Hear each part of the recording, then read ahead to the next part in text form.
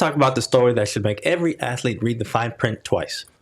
Georgia is seeking $390,000 from Damon Wilson II over a clause tied to transferring.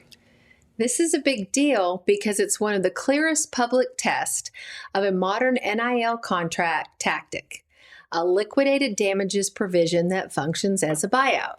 So, explain liquidated damages like I'm a 5-star recruit who skipped contract day.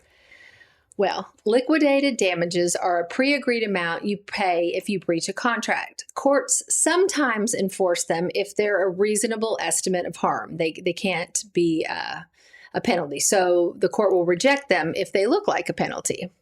And the interesting wrinkle, NIL deals are supposed to be not pay for play, but this looks like the kind of restriction pro teams use. Exactly. The more NIL contracts imitate employment contracts, the more legal pressure builds around what athletes really are in the system. And Georgia is trying to force arbitration, which is also important.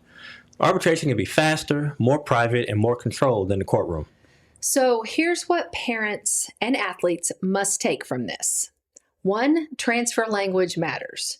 2, recoupment clauses matter. And 3, I didn't read it is not a legal strategy.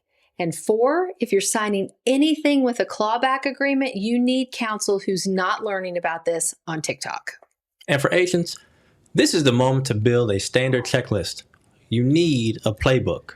Yes, and your playbook should include definitions of breach, repayment triggers, timelines, dispute venue, confidentiality, and whether the numbers look like real damages or punishment. If you want one sentence, if the contract says, pay us back if you transfer, ask how much, why that amount, and is it enforceable?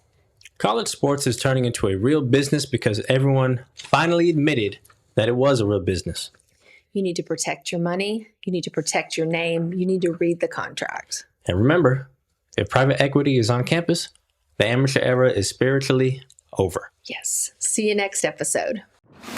You're listening to the AAA Ball and Play podcast. Quick note, this is for education and entertainment. Nothing here is legal, tax, or financial advice, and nothing we say creates an athlete-agent relationship. Listening or contacting us does not make us your lawyers or your agents. For advice, talk to a qualified professional in your state.